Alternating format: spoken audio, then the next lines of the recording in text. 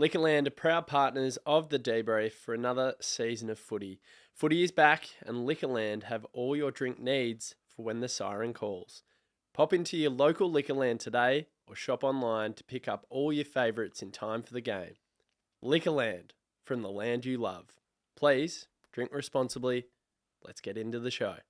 The D's strolled to a 50-point win over a hapless Dogs as the four-headed experiment fell in a heap, while Cozzy lit up the MCG in more ways than one and will sit in the sidelines for the next couple of weeks. Welcome to the official, unofficial podcast of the Melbourne Demons, the DeeBrief.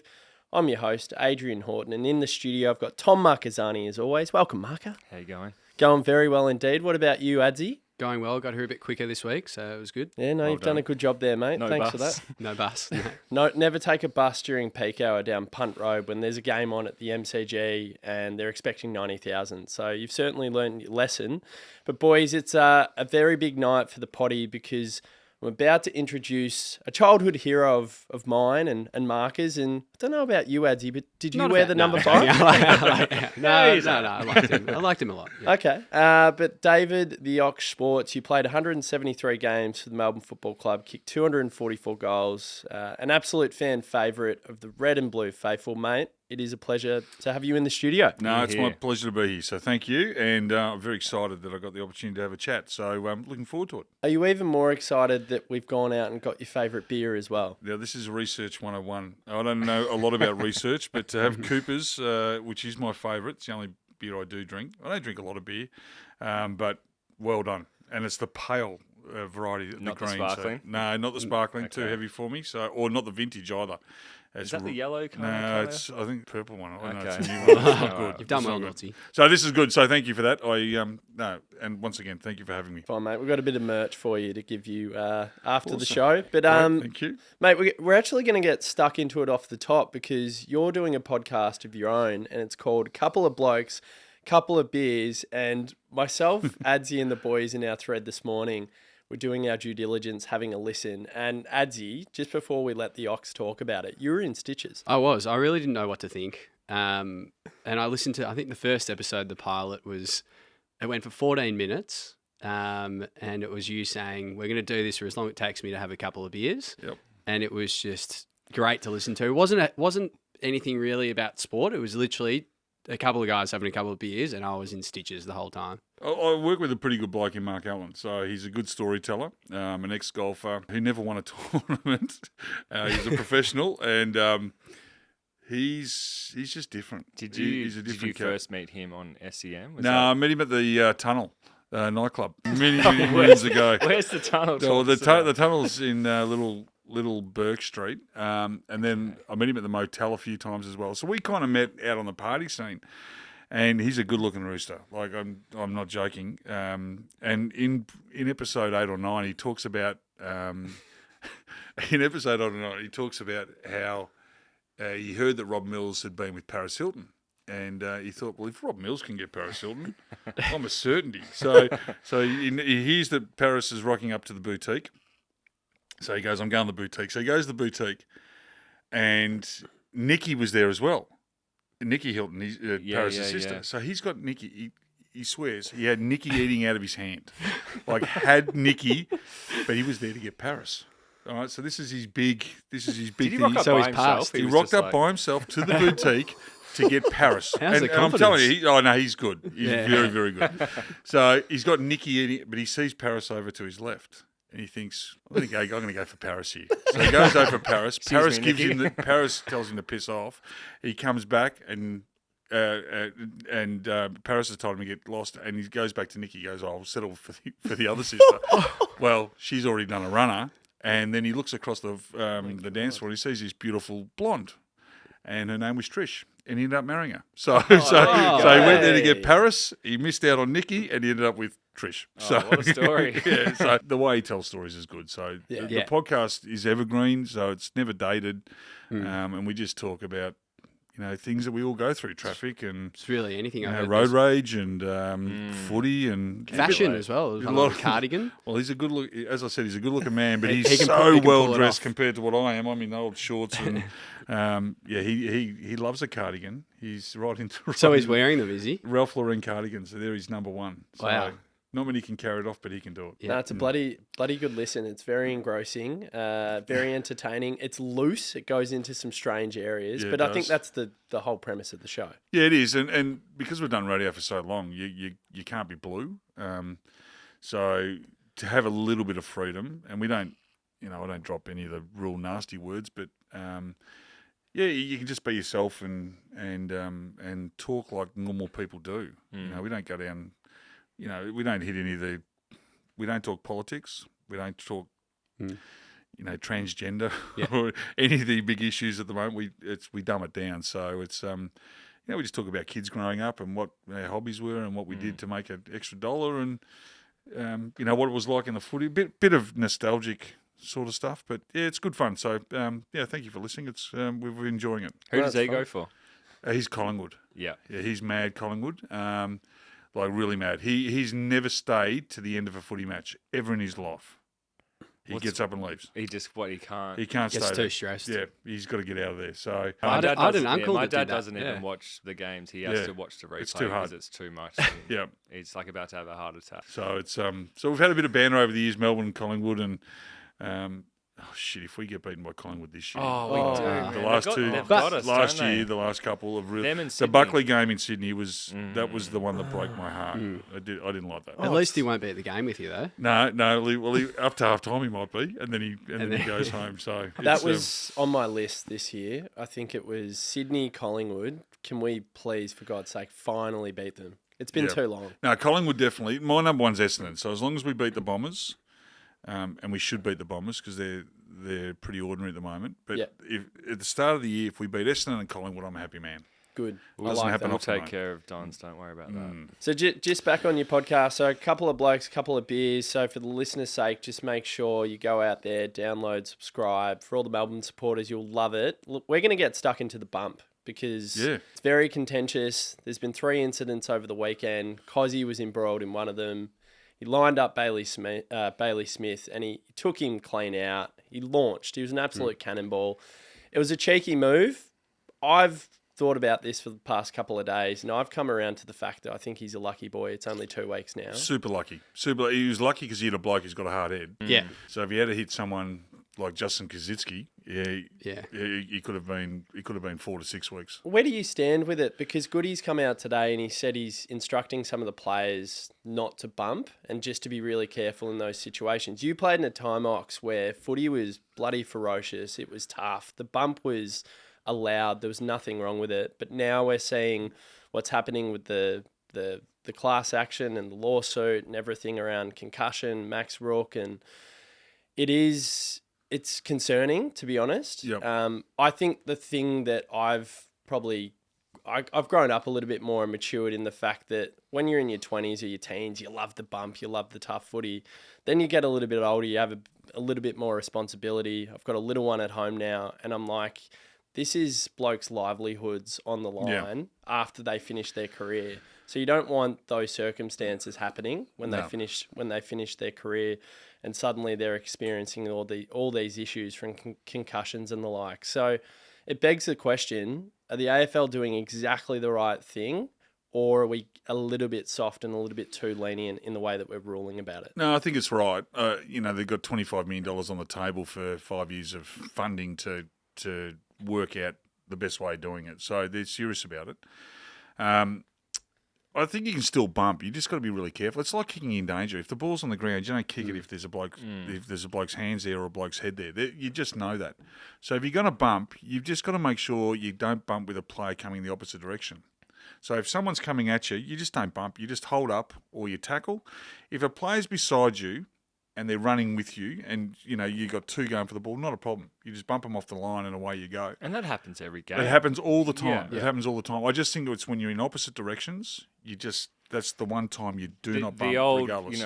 hitting them down the centre and trying to Shirt hit front. the stern. Yeah, The shirt front to do a Rod Grinter. Yeah. To put him to sleep. So, and Rod, and I was lucky enough to play with Rod when he'd hit somebody. I actually played a game, round two, 1991. I was in the seniors. Rod was in the twos. It's my second ever game of AFL footy, and Rod hit a bloke.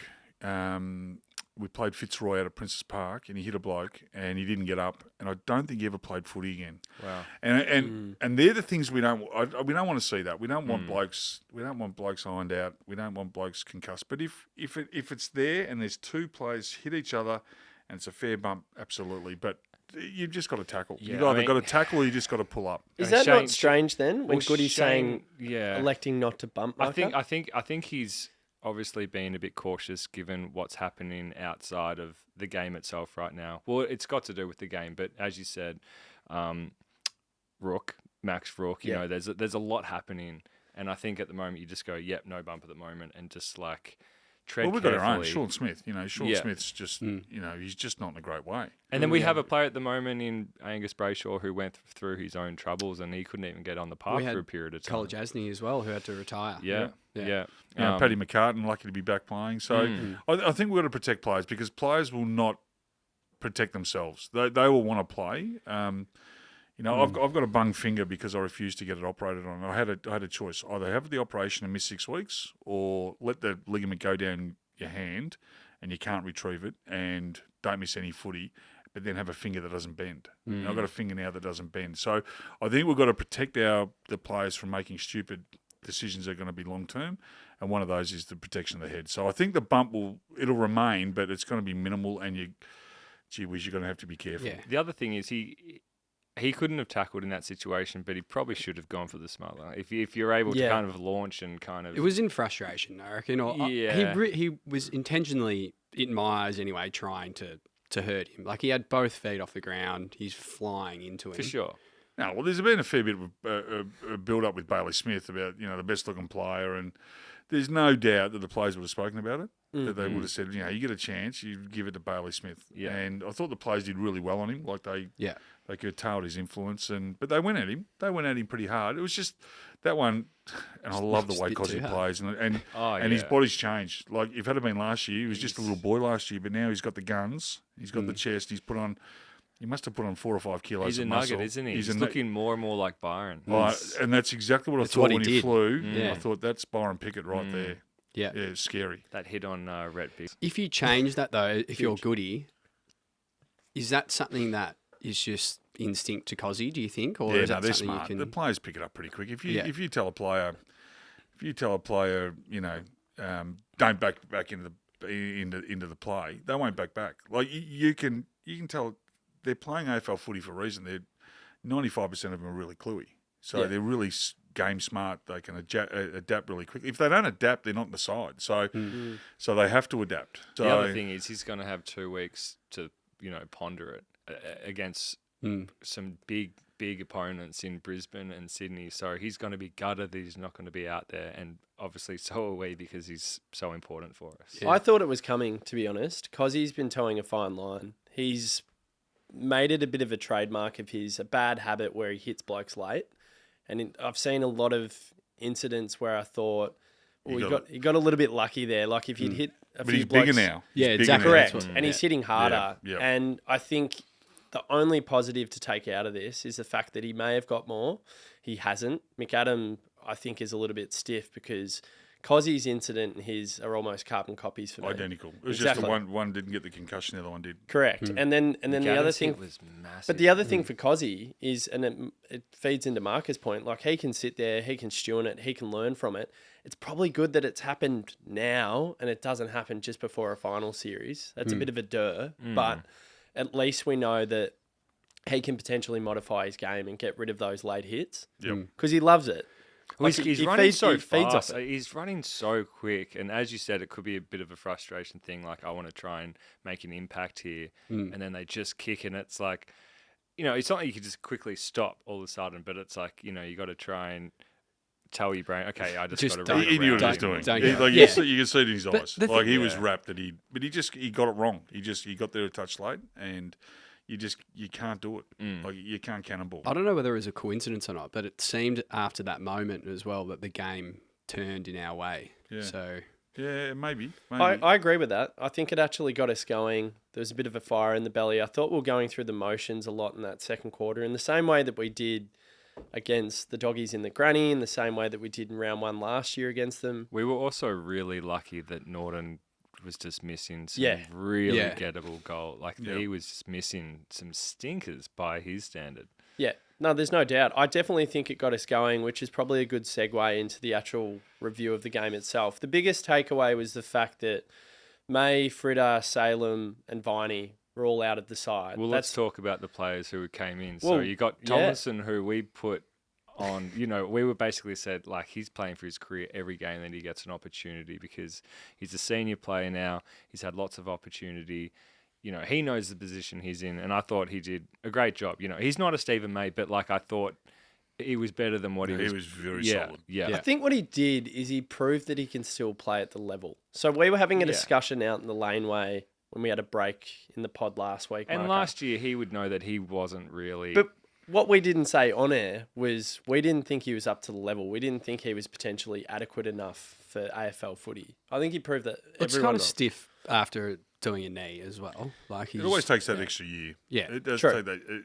And he came back. He was probably a touch. He's probably still a touch underdone. He just looks. He looks like he's done the work. So that extra year of having confidence and getting your body right. I know the players really respect what he does and trust in what he does. And you put him next to Harrison and Lever, he's not going to miss a beat. No, he was great. And Chris was good. Judd McVeigh, of course. Yeah. Wow, he just looked like he'd been playing for. He'll more than stay in, one I game. reckon, over Salem as well. Just because Salem, I don't think will be match fit. I don't know what his training has been like, but I would prefer that we roll with Chris again and give You him. have to after that performance, don't you? I would 100% give him a chance again. He won't get dropped. No, No, way. he won't I get think let's go to Bailey Laurie now. He showed some signs of composure there. I thought, like he had some nice kicks, and you can tell he's skillful and he's got some footy smarts, but maybe pushed off the ball a little bit too easily at times. He's just a and- baby. He's he's a young boy. He's got to find some form again. Not form, but he's just got to find a little bit more consistency throughout the game. And once he does that, he'll Yeah. get his opportunity later on the Yeah. for Is sure. he still Pyle? he was never on the pile, was he? No, Most no. were. He probably was actually. Yeah. Yeah, probably. No, he was okay. And I thought Cade Chandler was terrific. Got his first goal in league footy. Probably could have kicked another couple. Well, he Missed got a- his first chance, didn't he? Yeah. Because every game he'd started, he'd been the sub. So he gets his opportunity to start the game, and as soon as he took those first, I wish he had kicked his first goal, but as soon as he got his hands on it, you could just see him growing confidence. And and when he kicked his first goal, the boys were right behind him, so they knew how important that was for him. He does have a bit of swagger about him as well, doesn't Yeah, he? no, he's good. Yeah, He's good. You like He's good. that. I like the fact that he actually gets out the back really at the right time. He doesn't go too early. Yeah. And he reads the play really well.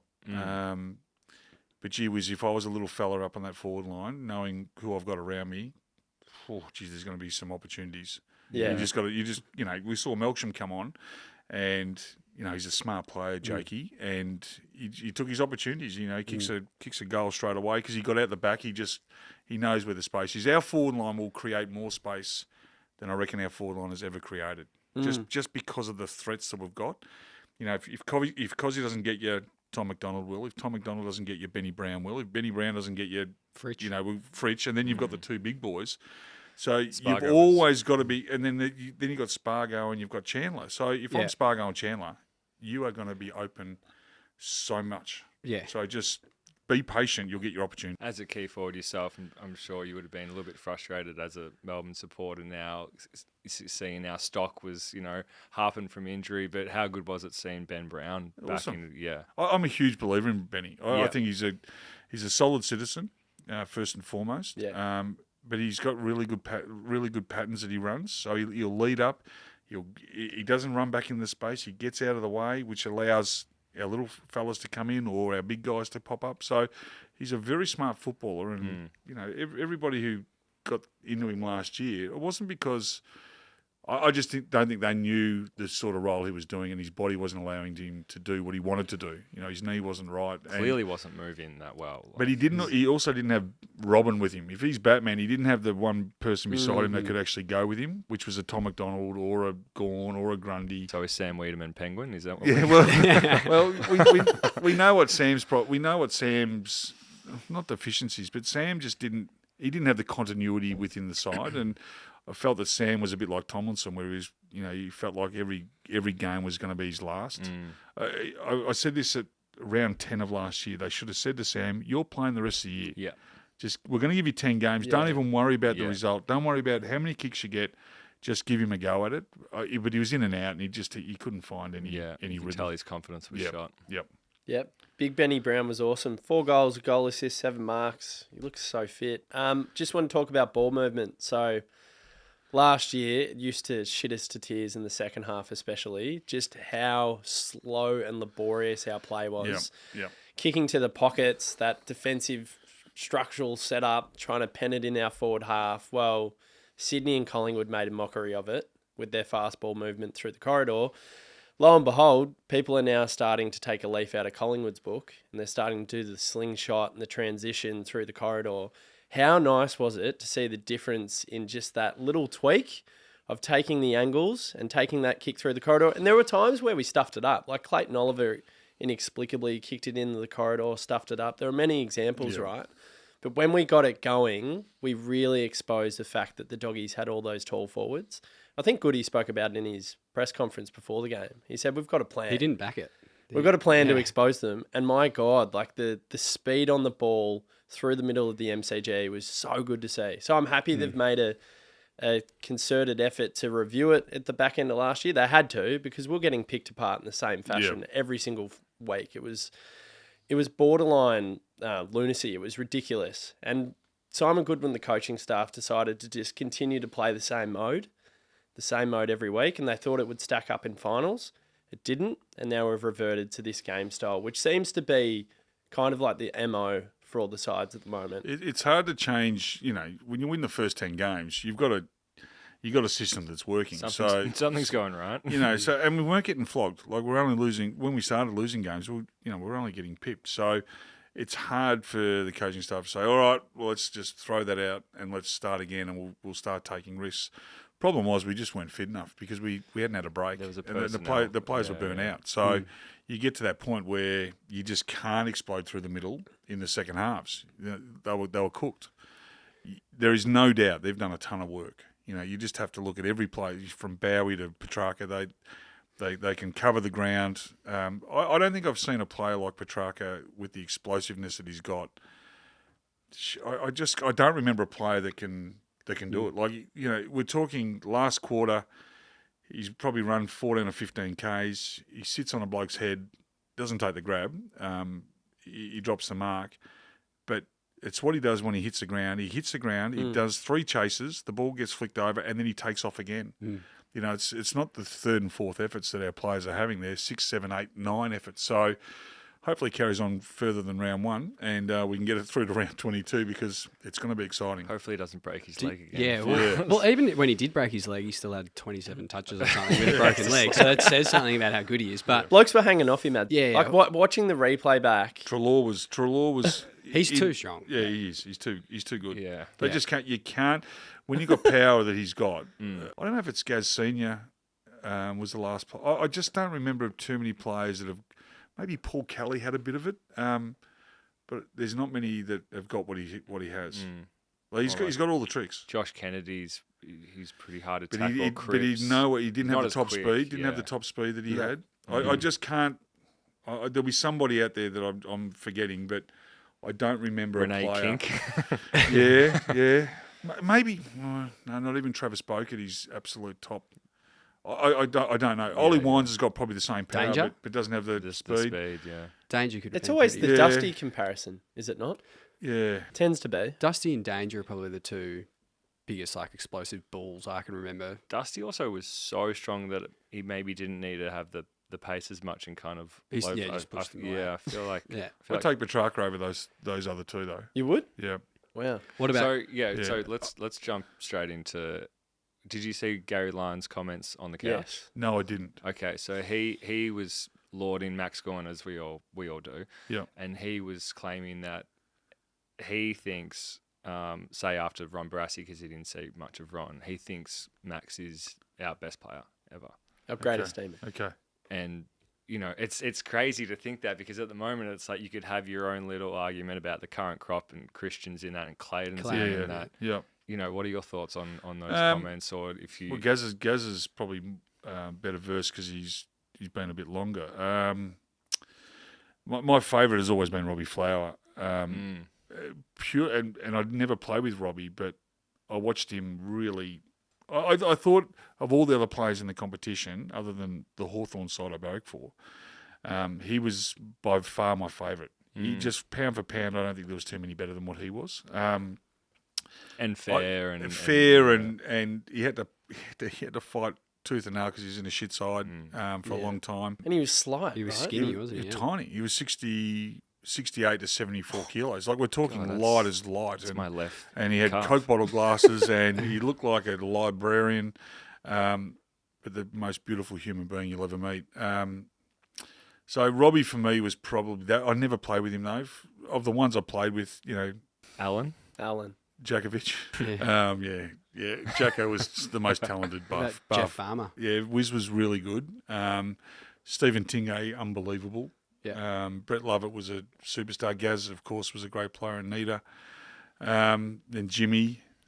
But there's a great argument for Max, isn't there? There is a really great argument for Max. And there's also a great argument for... And Clayton. And I think it's unfair to probably even judge those players yet until they're finished. Yeah, for sure. But we've got three of the best... We've got probably three of the best 6 or 7 in the comp at the moment. So, Definitely. We're blessed.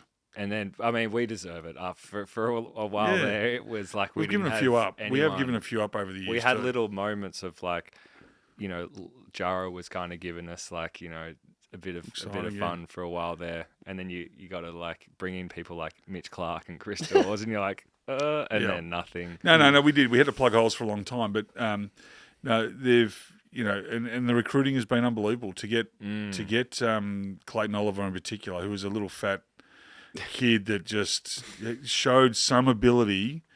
But then for him to be able to work his tail off to get the body that he's got now, I mean, Christian was always talented, but to see him, go again, and then for Max to bounce back from his Rico and to become the man and the player and the leader that he is, credit's got to go to the staff that have got them to remain together, to be dedicated and switched on. It's pretty cool. Do you rate? Because I love Petrarca obviously, but I've always been a Clary man. Yep. Do you rate him sort of similar level? I rate Clayton below Christian only because I think Christian will absolutely damage you by foot.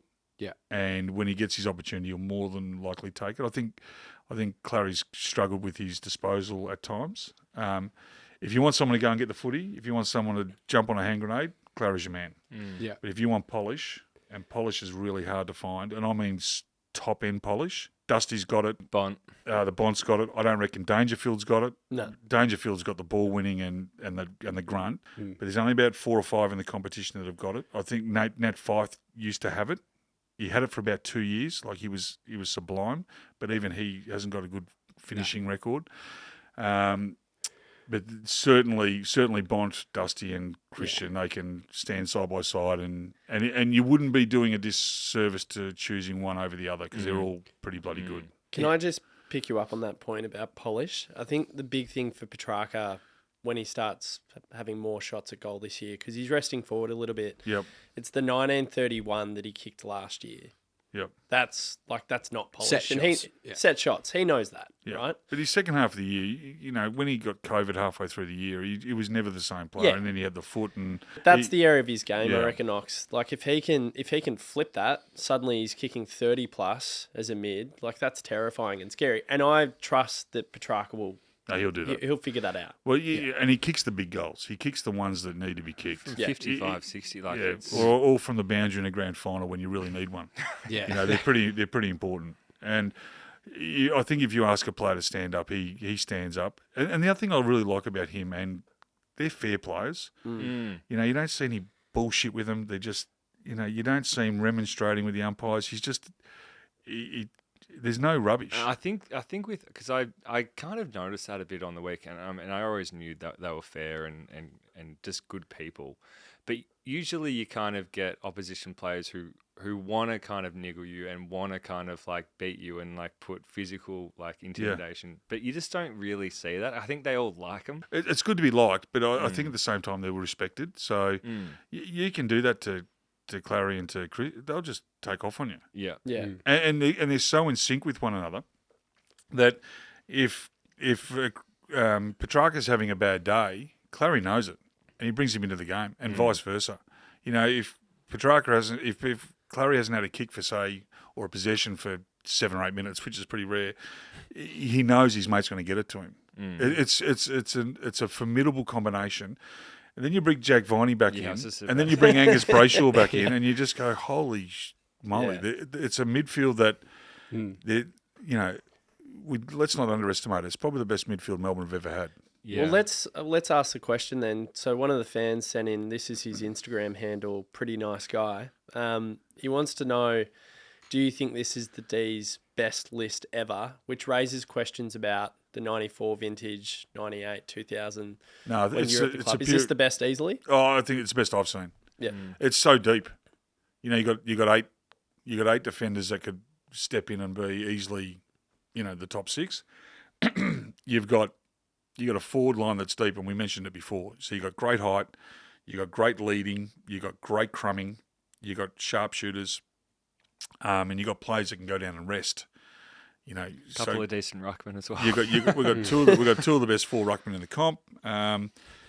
We just got, you know, we've probably got 2 of the best wingers in the competition. Yeah, and that's, you know, we let players go and we don't miss a beat. You know, and it was great to see Jaden Hunt had a pretty decent game again for West Coast. But we miss Jaden? Probably not. No, we won't. We won't, because I think Bowie's such a good player. Oh, yeah. Like, he just steps in, and the kids, when they arrive, they know what they're doing. So their structures and what they're teaching the kids are really good. I think it's the best side I've ever seen at Melbourne. This halftime break is thanks to Liquorland. Footy is back, and Liquorland have all your drink needs for when the siren calls.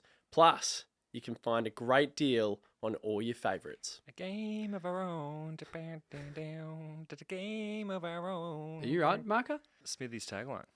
Oh, really? Apparently they're $43 for a slab at Liquorland. It's pretty good. True, $43. Love that.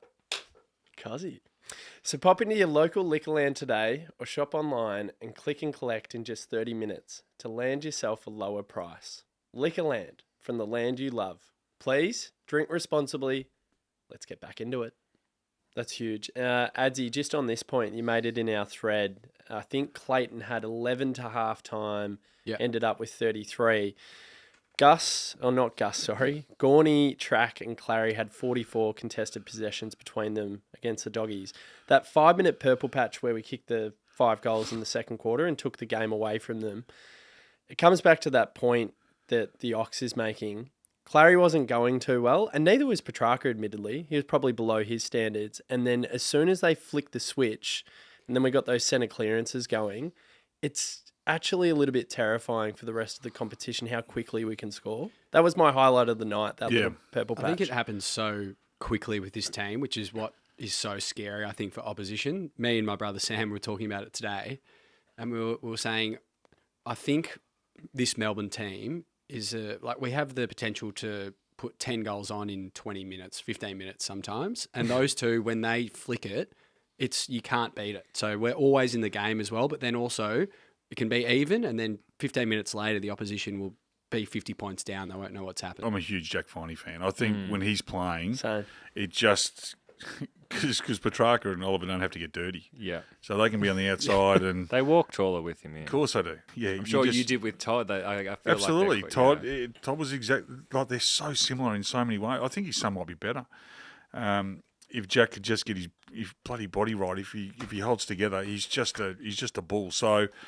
No, it's bloody exciting. It really is. I'm as someone who just watches the footy now. I'm not this year I'll be going to probably 15 games, which I've never done. I think I'm going to have a pretty good year. Yeah, we're going to be in it up to our eyeballs if we can stay fit and healthy. Just another player that I wanted to speak about, who we spoke about off the top, but we actually didn't speak about his game. Cozzy kicked 4, had 2 goal assists, 19 touches, 8 tackles. It was actually an outrageous performance for a guy that's only just moved into the midfield. I think it's a 40-60 split of mid versus forward time. That was electric on Saturday night. Take the bump away, look at his game in isolation. Like, that was stupid, Marco. Unbelievable. We talk about pace before, about Petrarca, but, he takes a mark, the City end, and there's a doggies, I think it even could have been Bond, right on him. And he, looks in the eye and just goes, I'm just going to run around you right now. Run into the open goal. It's just to have the confidence and the ability and the explosiveness to do that. It's just you can't stop him. It's scary. It's Cyril, right? And we have our own version of. He's twice as quick as Cyril. Yeah, he might not be as good. He's good. We need to sign him. Yeah, he won't go. 2 weeks to do it. Yeah, it's amazing what happens when you win flags. They don't go. Do you think? Are you confident he'll stay? Absolutely. Is that gut feeling, or no? I think it's bigger than that. I think when you start winning flags. Yeah. Brisbane never lost players.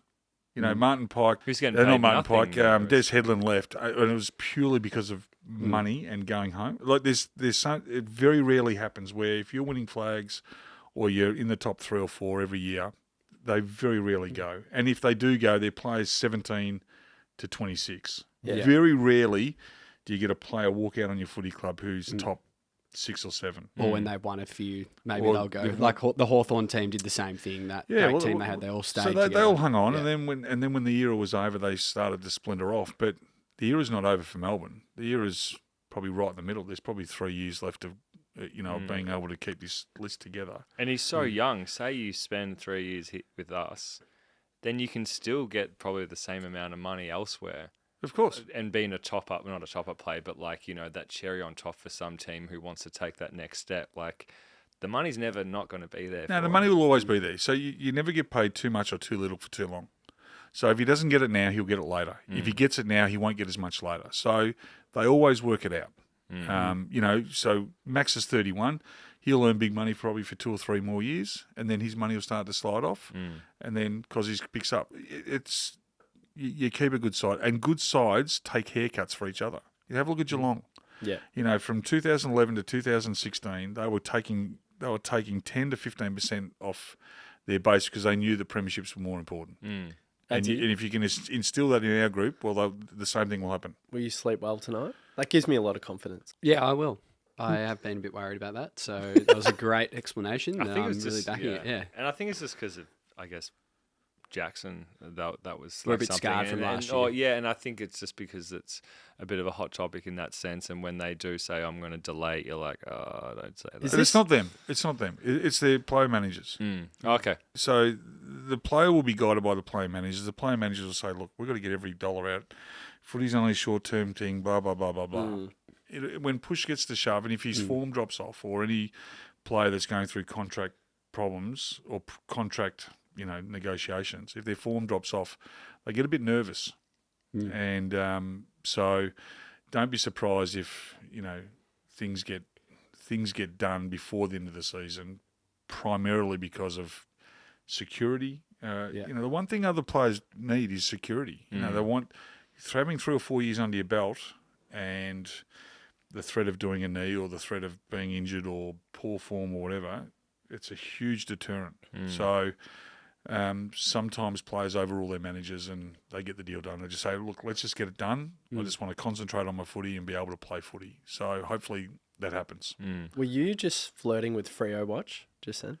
Because it started really well. Yeah, well, so Freo Watch for us is we have their first pick and we want them to We're go death down. riding them. Which is good. Which is good. They like that. I'm sorry, but that was the biggest shock of the round. It was free. It was theirs to lose, right? Yeah, we've got a very happy producer just behind the scenes here. So Well, Derek's a big St Kilda man. Well, I tipped St Kilda. He's stoked. Was that because of the new coach thing? Do you think? Of course. Yeah. You got to. Ross is clever. Yeah. Like Ross has been at both clubs, and it's always hard to come over here and beat St Kilda. And are St Kilda a good side? No, they're not. They kick 70 points. They're back to Ross's dour defensive thing. Excuse me. If Fremantle, if they were going to win that game, it had to be a shootout. Ross is never going to let you have a shootout. So it was always a risk. Yeah, but Freo watch All the new coaches great. won. It's going well. So But let's hope it's down. they've got an easy next. Have you seen? So do we get it? Is it 2023 pick? Yeah. So it's the end of this year. Yeah, Yeah. yeah, It is. yeah. So but their next 4 rounds it was North. West Coast, Yeah. Adelaide, Gold Coast. And they I should think. win. They should win majority. and then of it'll them. be flag But mantle. also, in a few weeks. in a competition where it's so tight, and I think we can all agree that this year will be tight again. You can't be dropping games like that and expect to be making top 4 or anything, or for them to improve upon their last year. Yeah. And I can see them sliding if I'm honest. Oh, it was I think poor. they're I on watched team it. I couldn't actually fathom it. When you look at St Kilda's outs as well, they were decimated. Jackson didn't take a mark either. We Yeah. love Jacko, but We're not doing Jacko watch? No. He's a premiership player. Always love him. I'm just kidding. No. Ox, it was Jimmy Stynes' anniversary yesterday, 11 years on, since we lost the great man. And of course, forever indebted to him for his services, not only to the club, but everything that he did off the field with the Reach Foundation, and just a simply incredible human. Yeah. Can't shroud him in enough praise, really. Talk to us about Jimmy, because a few Melbourne supporters that wrote into the DeeBrief and they want to hear some of your anecdotes and your memories of the great man. Yeah, well, I played a lot of footy with Jim, and I reckon I was pretty close because I used to room with him when we travelled. So I don't know if that was because I was the only guy that would put up with his bullshit. I was Because just about to ask, how does that work out who you room with? You just go, Did he choose you? I don't know how it worked out, but I ended up with Jimmy a lot, which was okay because I got on well with Jimmy. But Jimmy was different. He was just a different cat. He prepared differently. He was the worst trainer I think I've ever trained with. Just horrible trainer. in what sense do you mean? Lazy, slow, What? uninterested. But then if we're doing a 6K run, he was the great. He beat Steve Monaghetti up Mount Buller, in a pre-season game. So he could run. Wow. He could run a 2:20 marathon. He was the most endurance gifted athlete we've ever come across. But as a trainer, he just didn't like training midweek. He just didn't like it. So he kind of just cruised through. But when I first got there, we had Steve O'Dwyer, who was vying for the ruck position with Jimmy, and Jimmy was just a young kid, and Steve O'Dwyer punched the shit out of him for 3 years at training, just gave it to him, and Jimmy just kept getting up, and he worked hard on his skill and became one of the best kick of the footy, 25, 30 metres, just put it out in front. He wouldn't be able to drill you, not like Rod Grinder. Rod Grinder could hit you and almost cut you in half with his passing. Jimmy just put it on the 20-cent piece. Just beautiful. As a centre-half forward, full forward, leading at Jimmy, it was a very underrated kick because he just put it in the right spot and was really gifted. But come game day, he just got up. I think Jimmy, though, should be remembered not so much for his footy, but for what he did away from the game. The stuff he did with Reach and how Reach started. And I remember it really vividly. He just couldn't get Reach up. He had this idea that he wanted to help kids, and he couldn't get funding. He went to Nike, put a big presentation together. Georgie Lawler gave him $200. He went to somewhere else, and they gave him $300. And it all changed when Joe Goodney came involved, and he went to Joe, and I think Joe gave him $200,000, and it just went bang, and Reach was born, and Jimmy saved lives. He changed lives. He what he did away from the sport, shouldn't be forgotten. And whilst Jimmy was an odd character, he was the most giving of what he had. And he was just a normal person that just wanted to help people. Did you have Amazing. much to do with him after your careers had finished? Was it someone you'd catch up? I did a lot of stuff with Reach with him. I did. Yeah. I spoke to a lot of his gatherings. So I did, with Jules and the team. So I had a fair bit to do with Reach. But like anything, it's like when you leave footy, it's like when you leave year 12. You know, you leave year 12 and you remain friends with maybe half a dozen. And that's what it was like for me and for most footballers. When you leave, you kind of leave and you've got your own things you're doing. So, you know, I wasn't as close to Jimmy as a lot of people, but, you know, if I rang him up or if he rang me, it was like, you know, it was like yesterday. So, and that was the relationship we had. But he was a bloody good footballer. And for not growing up with the game and what he did, well done. Yeah. Amazing. Shit. Stunning. Remarkable 244 human. games straight. 244 Didn't want to straight. train. Yeah, I know. Didn't waste his energy training. Smart. Yeah, very smart indeed. Lefty G off Instagram wants to know favourite player you played with. I reckon we'll give you 5. Who were the blokes you just loved running out there with? I love Robbo. Yeah. Russell Robbo. I don't think he gets enough credit. I thought Robbo's a fabulous player. For Third his highest size, goal kicker. History. Yeah. For his And- size, the Really? way he could mark the ball out in front was But a good, insane. but a ripping bloke. Yeah. Like, seriously a good bloke. Great bloke. I love Robbo. Love Nita and Hoppy. Yep. Hoppy was the shit stirrer that we needed. Was he the most skillful? No, but gee whiz, you take him into the trenches with you. Guy Rigoni is probably my best mate while I played down there. Good Myrtleford boy. Good Myrtleford kid, and still a very good clubman now. So he's heavily involved with the coterie and past players and so forth.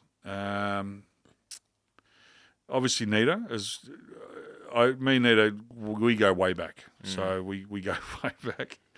And way back as in like He was a long backman? way, a long way back. A long way back. How long? He- How far back are we Well, going? we go back to under 15s. Oh, wow. So Long time I've got ago. we got a lot of stories together, and he's a good centre half back. No, I love how it. would he go on you, do you reckon, in your 94 vintage? Well, we're different players. He didn't have a great leap, but he was really strong. Like upper body strong. Yeah, chicken legs, but he was a bloody good player.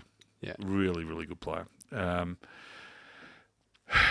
bloke I love playing with probably the most out of all of them was Gary Lyon, because Gary Lyon made you walk tall.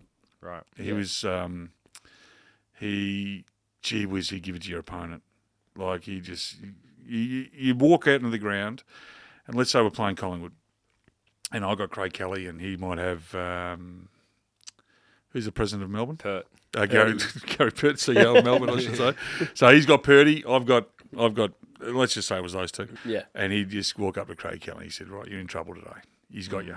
He's got you. Have a look at him. He's got you." And you just speak shit for the whole game. Even if you're having a dog of a game, he'd still just give it to you. And as a captain, he just knew what to say at the right time and make you feel really good about how you're going. I remember hearing something interesting. Well, Neil Baum said that he thought Gary Lyon should have been a coach, and like he had one of the better football brains that he kind of had come across. Too selfish to be coach. Yeah. Gaz is too selfish, and that's not being disrespectful. Gaz, Would he admit that? he might. Gaz For is his own- about Gaz. Yeah. It's a one-man wolf pack. Like Gaz has always been about making sure Gaz is looked after, which is okay. I don't have a problem. But as I said, he was so good to play with. He was so good around the club. You know, when I started in media, it was the first bloke I went and spoke to, and you know, things have probably gone a bit awry in the last 10 years with Gaz and the footy club. But you know, that's life. You know, you can't be happy, and you can't be holding hands, you know, whistling and eating ice cream every day. You know, things go sour, and you know, people have different things going on in their lives, and that's how it works. So Wiz wasn't one of them? Or? I love the Wiz. Well, and I know that's you being said- disrespectful. I know you said because my favourite player as a kid, the first number I ever had in my jumper, and I'm sorry, because these guys both had number 5, I think. And did. long sleeve as number, well. I had number 2, so I had Stinger. yeah, Stinger was a ripper, and we didn't get to see the best of Stinger. We just didn't. You know, when he cut his hamstring in the shower with the accident, we never saw the best of him. He was so talented, left and right, just brilliant, and no player prepared better than him. You know, his body, he's still, have a look at him now, he's still got muscles He on still muscles. rips his... But Wizard, my mum still says Wizard is the most beautiful human being I've ever brought to dinner. Yeah. There you Really? go. That's high She praise. loves the Wiz. And her biggest regret was walking out on Queen's birthday. She left at half time because I got dragged, and she had the shits, and she missed Wizard's goals in the second half. Can I ask quickly, what did you get dragged for? I don't know. Probably, I don't know. Were you a bit lippy? I know you were saying Gary was a bit lippy. To the umpires, I were. I wouldn't. Yeah, I wasn't to Neil Danaher Or other players. or Barmy. Oh no, to other players I was. Yeah, I was a yeah, shocker. Yeah. I was a shocker. Yeah. And I'm embarrassed by some of it. Some of it was pretty bad. Yeah. Yeah. But they were the days. Yeah. So, but still not acceptable. Some of it was rubbish. I'm just conscious of time because you got to head off. Like, how do you reflect on your career? And this is gonna annoy me for saying this because I was like, don't say this tonight. But like, your career to most Melbourne supporters is a nearly career because of the knee injuries, right? So, and my dad always talks about it. He's like, mate, if the Ox had stayed fit, he could have been fucking anything, right? So how do you reflect on it knowing that that's the way that people have perhaps labelled you as a Melbourne player? The thing I love about you and the thing that I admired is how you came back. Yeah. And you got on with it and you restructured your game because you had to, because you didn't have the explosiveness that you once had. And I still thought you're an absolute warrior. And that's why as a supporter, I reveled in the fact that I had number 5 on my back because I was like, that's a bloke that's done it tough. Yeah. And he's come back in and had a great career nonetheless. So how do you reflect knowing that that's the way that Melbourne supporters have kind of done a short summation of your career? Yeah. I always thought that footy was easy. Like, I never felt that footy was hard. Trading was easy. I actually loved training. I loved training as much as I did playing, which was really rare. I hated the gym. I never did gym work, only because I got too heavy. And I felt that when I did my knees, I was 107 kilos. When I came back, I was 123 because all I did was bulk up. And then I had to strip that back, get down to 107. I played with what I got dealt. And the dealings was I had 23 knee ops, I had 3 recos, and I just had to get through. I just, if I wanted to play, I had to fight tooth and nail to adjust and do that. When I did my knee in 95, I'd never been in better condition. Like, my body was just super. I remember the practice match the week before, I was on fire. It was, I thought, shit, this game is easy. Especially after 94, I thought, I'll go to the next level here, and I never got to play again the way I wanted to play.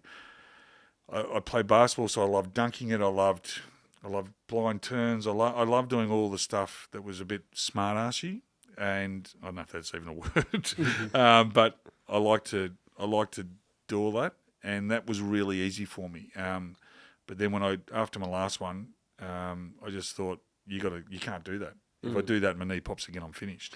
Okay, I've done an ACL, and the most annoying thing about that is a time thing, right? It doesn't really hurt that much, but it's this time you spend away to kind of do the proper rehab. You came back after 16 weeks. 16 weeks. Was that a decision by you or medical? Like, what was that about? So I had the Rico, and it was just a snap of the ACL, so there was no damage. Yeah. So we went and got it fixed, and within 10 days I was walking. Within 3 weeks I was running. And I thought, shit, this is easy.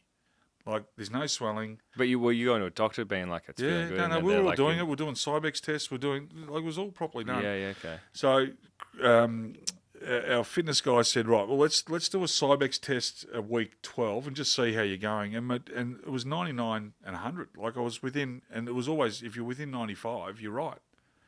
But there'd been no research done on how the graft would take. And they had one bloke out of Sweden who was a skier, and the cadaver that he used, or the ligament, the ligament which was a hamstring ligament, he died, and then they cut his knee open, and they found out that his graft was about 75% at month 9, but they weren't sure about the recovery. So anyway, I got into so I did everything. I did full training and simulation and everything, and like one-on-ones, and I did one-on-ones with. Who was the backman at the time? It might have been Ingo or Paul Primke. Might have been Primers, and it was full on. I had blokes jumping on my back, but I was flying. So I played against Collingwood, straight in the ones, kicked 3. Thought, shit, this is easy again. Following week, played against Sydney and just went to do a blind turn again instinctively, and it popped. And then I knew I was in trouble, and then I waited 9 months and did it again straight away. So, and then we had to go get it properly redone. So, to answer your question, I'm not worried what people think. I gave everything I had. I felt that what my last 100 games after, because I did my last reco at 67 games, and I ended up getting to 173, and I probably could have played another year or two, but I was mentally cooked. My body was okay, but I was mentally done. It does take. I've been there since as a 14-year-old, and I left at 29. So more than half my life was at the Melbourne Footy Club, and I had chances to leave on multiple occasions, and I love the place. I love the people. I love the culture. I love the fans, and everything I did probably wasn't for me. I probably did it for other people. I probably could have been a bit more selfish, but I took more pride in giving off assists than actually kicking goals myself, and I think that's a basketball thing.